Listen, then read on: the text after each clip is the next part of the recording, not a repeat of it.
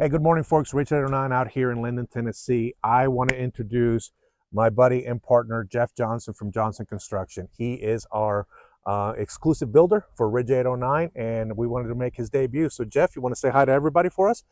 Hello, everybody. All Nice to right. meet you. So, listen, we're out here at the Klingmeyer's project in Linden. We have a 40 by 60 barn door garage that they've kind of customized. And we're going to do a quick walkthrough with Mr. Jeff. So we're going to start basically talking about how we did the earthwork, the foundation and everything, and really focus on what makes us unique as a company and the type of quality that we like to bring to all of our projects. So Jeff, talk to me about the earthwork and everything that you kind of did over here on this. Okay.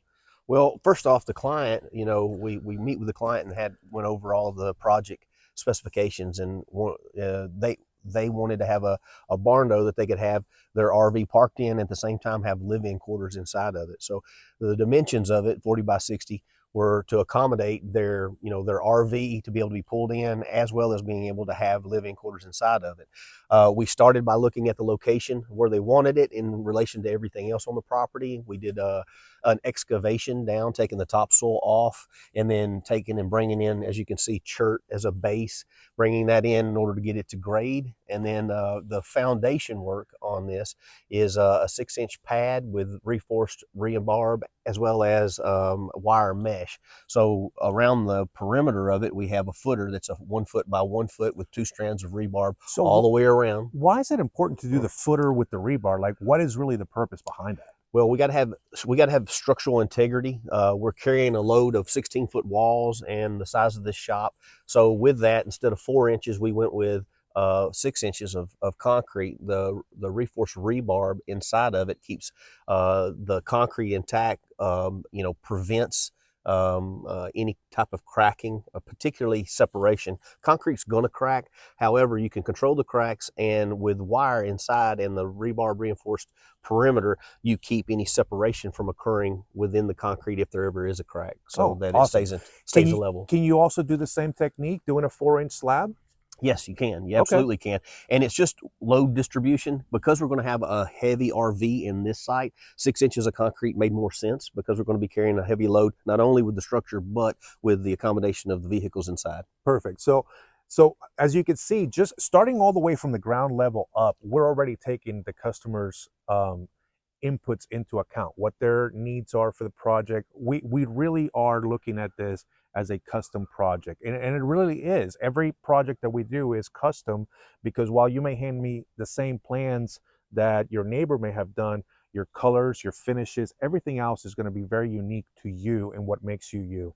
So let's keep talking about what you have over here. So you did the 6-inch slab here. Metal siding on the side. I mean, is this kind of what they call the barndo style? That is correct. Look. Yeah, this one is incorporating a barndo and a shop. The long term is the shop part of it, but they want to have living quarters inside of it. So aesthetically, on the outside, it looks more like a shop. On this particular project. That's what the client asked for. We can dress it up and make it look more homey if you want to from the exterior. Okay. If so added. But the main thing, like you were talking about earlier, is meeting the client's expectations, not only today, but what they may want to do with it in the future. So how can you dress this up? Like, give me some examples of how you could dress it up. I know we can't see it on here. Yeah. So like if we extended out the pad further and put an overhang on this side, added more windows, you kind of change the aesthetic outside look. Okay, so like a lean-to, basically. Yeah, exactly. Okay. And if you wrap that around the outside, it starts giving it that, that more traditional barndo with the wraparound porch on the exterior, post and beam on the outside, just holding up the awning, and then having porch type areas on the outside. So as you can see, again, everything's customizable, down to what your dreams are. Now, when it comes to power, Ridge 809 has been working on this lot from the beginning, when it looked like it was forest. So we've designed a lot of the stuff here with that end goal in mind. The client already had programmed 400 amp power to power his 3 RV sites. We have a well that's already been drilled on the property before we started the earthwork. We did the septic, which was oversized to accommodate for the 3 RV pads, as well as future shops and homes. And what we took into account when we did the site walkthrough is how were we going to tie into everything. And that's By the time this is all said and done, we're literally just going to hand the customer some keys, the controllers, and he'll be able to start using this right away. Let's come inside and let's start looking at some of our construction techniques that Johnson Construction and his team has done. So let's come on inside.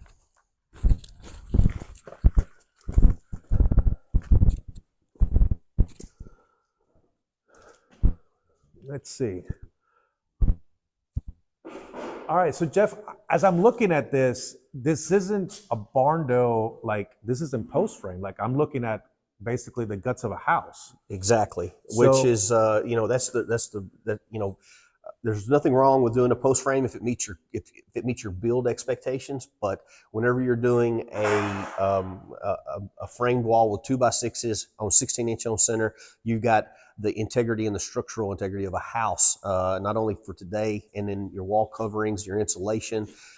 It adds the ability to be able to add on in the future, and you have a much stronger structure as a result of it. So 2x6s, basically studs, and then we got OSB sheathing on the outside, on the walls, and we have Advantech weather shield on the roof as well before you put the metal on. Talk to me about this, the sheeting, the plastic wrapping. Talk to me about the importance of that.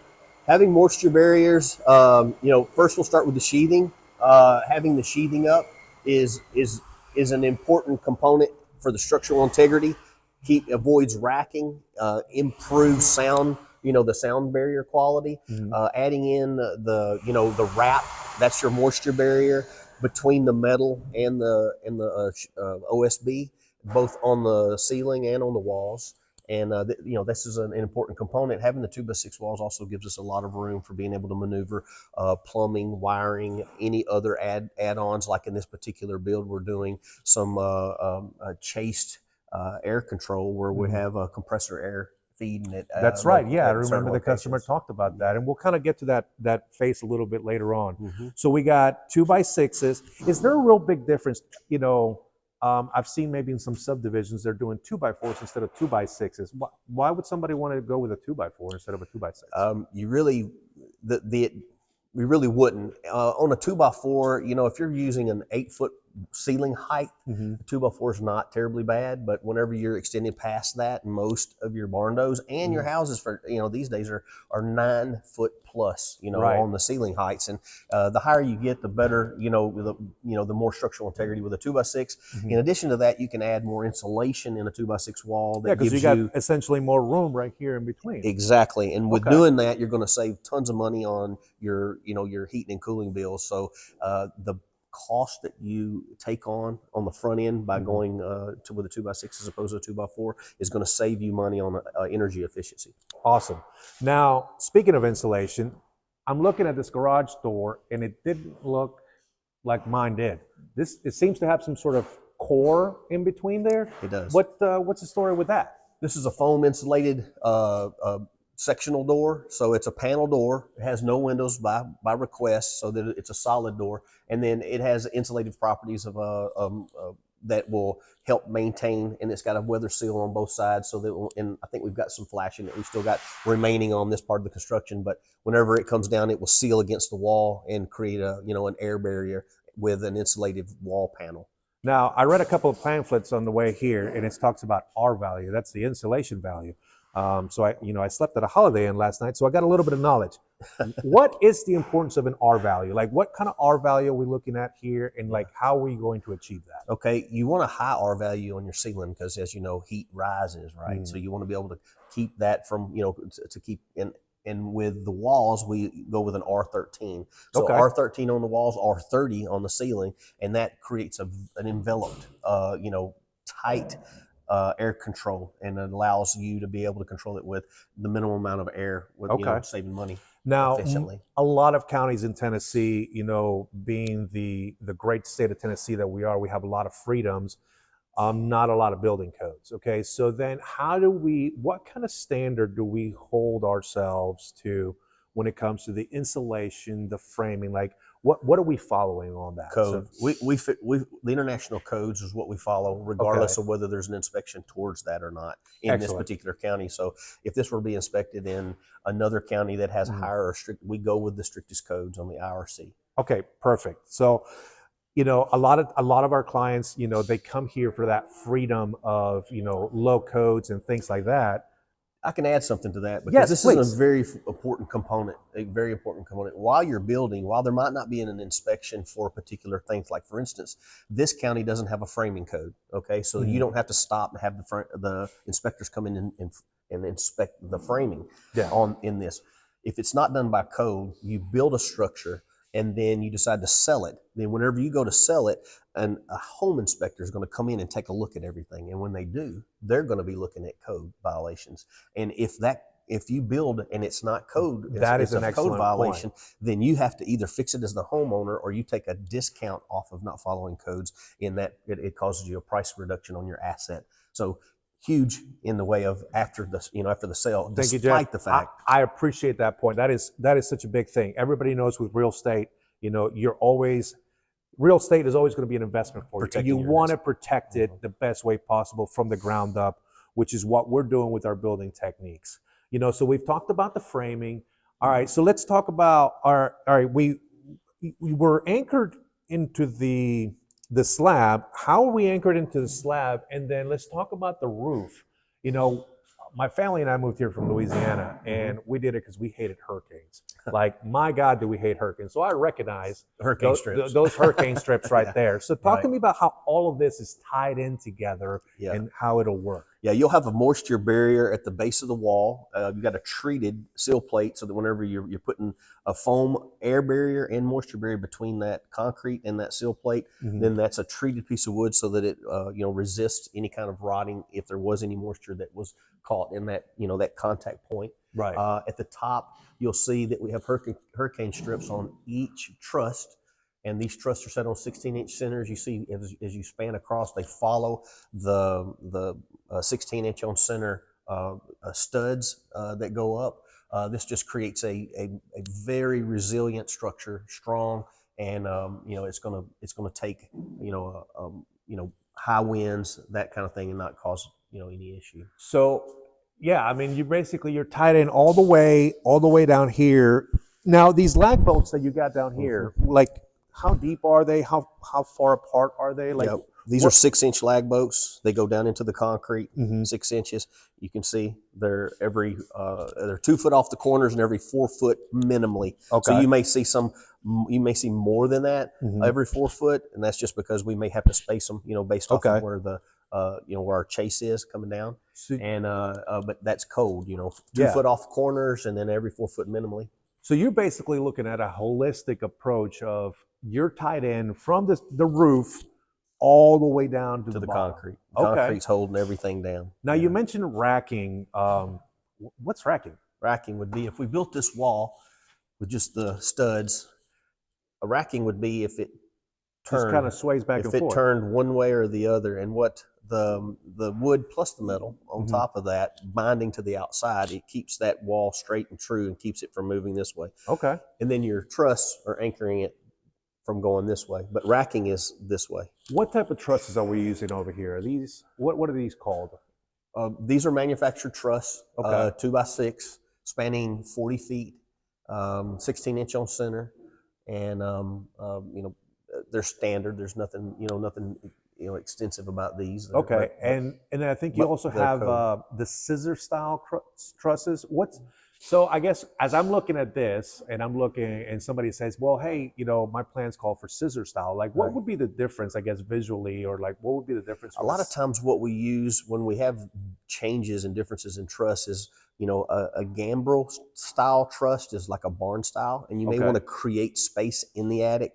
And in doing so, you can change how the supports of the truss are in order to create voids and openings for a multi-use. So if you wanted to have a walk-in and walk-around attic space in order to store stuff, some of these changes and differences in that will help help you have that space. If you're using scissor truss or truss, some truss are designed in a way in order to make the ceiling, have that cathedral look. That open. So instead of having a flat roof, it can actually have a pitch to it. And we're looking at a flat roof finish by the time it's all said and done here.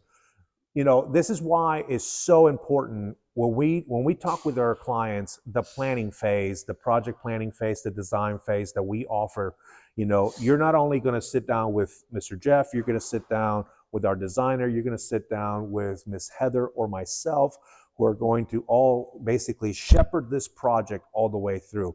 If you spend the time on the front end truly planning, you can catch those key things like Jeff said about, do I want space to walk around in my attic? I may need a different style trusses, like you pointed out, which is a great point, but the planning phase is super crucial. And that's one of our great services that we have. We will help you make sure that whatever mistakes or trials and errors we have are on paper as opposed to on the ground with materials and all of that.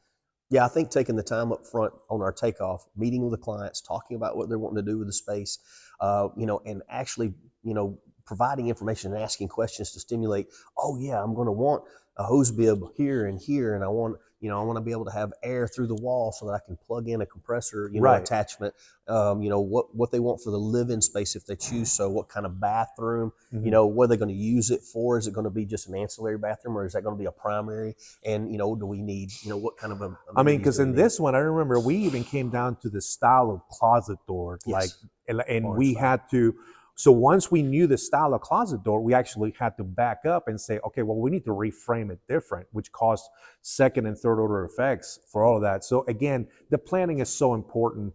It may not seem like this is a service that I may want, but it's so crucial when it comes to the end product. So yeah. It'll cost you money if you don't do this well, which is one of our things that we do. Because what will happen is you'll have change orders, and you can look that up. Change orders become very expensive very quick, and they're usually the afterthoughts by the client that come in and they go, oh, I didn't think about this. I need this done and that done. And then once you've got building underway, it becomes a lot of undoing and redoing. So the rework becomes much more expensive than doing it right on the front end. And that's where having that conversation on the takeoff with the client and getting their full scope of utilization of the space, it helps tremendously on the long-term cost savings. Great points. Let's move on to our electrical. All right. So we're visiting this project before we got any insulation. We got the open framing. And listen, I know Jim has very specific requirements when it comes to his electrical and wiring and everything like that. So this is great work. Talk to me about how you guys ran it. What's the plan on this? Yeah. Let's do some stuff right here as we, know. So we're going to have the panel's going to come in here. Okay. This is going to be our 200 amp panel, service panel, right? And in this build, we have got an RV plug that's on this side of the shop. Okay. Again, on the planning side, we know exactly how you want to be able to pull the RV in. We know which side of the RV the plug-in is on. Exactly. So we're thinking through where we want our outlets to be throughout the whole process. He's got a kiln where he does, I think, glass work. Yeah, that's right. Miss Cindy does some glass work, so that takes a special kind of plug. I remember sending you that like 7 times over. We have to make sure that we didn't lose it. So we have to get the specs out of all the equipment that's going to be used in the space, and that allows us to be able to not only locate, but make sure we have the right service feeds. Is it a 20 amp? Is it a 15 amp? Or is it a 50 amp because we're running something that's 220? Exactly. So, those are some of the things that are important in the planning. And in this particular one, we've got a variety of those things. When it comes from a CNC machine, and what the amperage that those are going to take. Right. The kiln. We've got a hot water heater that we have to make sure that we know, because the difference between a tanked versus a continuous. Talk about that real quick, between the tank, the continuous, or what they call the tankless. Tankless instant hot water. That's the big rave right now. And it all depends on whether you're doing electric or gas. On what and you have to know that up front. And you have to know what utilities you have available to you, because you may go with gas and it would be a lower need for the the electricity. If you go with electricity, you've got to have they consume quite a bit, so you have to be able to account for that. Wow. So there's a whole lot of planning, even just on the electrical side. Yes. So we're going to take we're going to start from here. You said the panel's coming over here, right? So I guess talk us through here, what kind of wire we got coming in, how you guys ran it, and then work our way around the room, if you don't mind. Sure. Depending on the service loads of where these wires are going and coming out from the panel, you'll start to see, which you don't yet because of the 240 volt wire hasn't been ran, because we've got a 240 volt that'll come out of here and go all the way back for the 5-ton HVAC system. That's right. Then you'll have another heavy cable a number 8 or a number 6 that will go back to the hot water heater that's going to be back in the bathroom. Okay. The RV plug is going to have a number 6 or a number 8. That's right, because we need a 50 requirements. So you'll start seeing larger wire come out. You can see some of the holes are already drilled. He starts with, our electrician starts with, our 14 gauge and 12 gauge, depending upon what, how many outlets it's going to run and what's going to be run. Is that just a preference that he starts with those gauges, or it's is that code? It's code That's to start code. with that smaller gauge? Well, to start with, it is just an order of process. There's so many more wires coming through that are going to be driving outlets and lights, and those are your 14 and 12 gauge wires. So he'll pull those bulk wires out to all of the locations. As we walk around, you'll see pulling down for any can lights, any lights that are going to be overhead on the high spots, all the outlets around the perimeter, and then he'll start with the heavier gauge wire. There'll be fewer of those. Okay. And those runs will come in behind it so that you won't have. So it's all a method to the madness. And you've had your trades, your electricians, your plumbers, your framers. I mean, you've had these guys for years, right? I mean, I remember I came to visit you, and you had your framer helping you. I mean, on stuff at your own house. Right. So the workmanship that we're doing, the people that we're employing as part of the team, is not only guys that we trust their work, but it's people that we trust in the community and that we've known for years. So we've got a lot. I'm fortunate to have, recruitment's a big thing in this industry. And having high quality individuals who do not compromise quality for work. They don't take shortcuts. And we have that with all of our clients. It's one of the things that we require when we have subs. And not only do we have a great group of craftsmen, we've just got a great group of high integrity individuals. Awesome. And that are trustworthy. They come in and they work, they do fantastic work, and couldn't be more blessed. And some of them are actually multi-generational. This trade. Yeah. Plumber here is 4th generational, indicated by a pipe wrench on his forearm.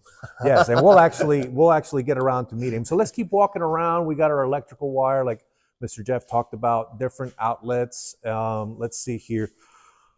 What do we got here? Oh, is this some of that vapor barrier that you talked about? Yeah, that's that air barrier seal that goes on between the concrete and the seal plate. So there you go. You can see some of the product that we're using on here. Again, it may look like it was planted, but it wasn't. All right, we still had some left over from the job site. But this is the kind of upfront integrity that Ridge 809 and Johnson Construction believes in. We want to show you everything. I'll give you an example, walk through on what this does. So when this sits between, you got your concrete, let's say this is the concrete, the board sits on top of it. This, if it was sitting direct, and this happens, trust me, with other builders, we have them setting that seal plate directly onto the concrete. Well, inevitably there's going to be air. Right. Where that air passes between the concrete and that wood underneath it, without this, that's where moisture starts gathering, because you've got the warmth that's in here meeting the cold, or vice versa. Rot, and it causes major problems, and it's going to be behind your wall, so you're not going to see it. This creates not only a vapor barrier, but a moisture barrier, because it avoids the airflow touching and creating that condensation that you and see. I noticed it's got almost ribbed on the bottom. Is that just to kind of help it? That seals it to the concrete. Awesome. So when that pressure gets on it, it makes a continuous seal. Well, there you go, folks. You got a good explanation here on how this vapor barrier is going to work on your sill plate. So as we're walking around, we'll put that back. So we got two, kind of a loft style, and then we got power running all the way up there. So we'll kind of start. Well, let me just give you a rundown. The client, this was by the client's design. They sketched this out, and then we brought it to fruition. Excuse me, I need to have a conversation real quick. Yeah, go ahead. Push pause. So we're going to go ahead and take a quick break real quick, and we'll be right back, folks.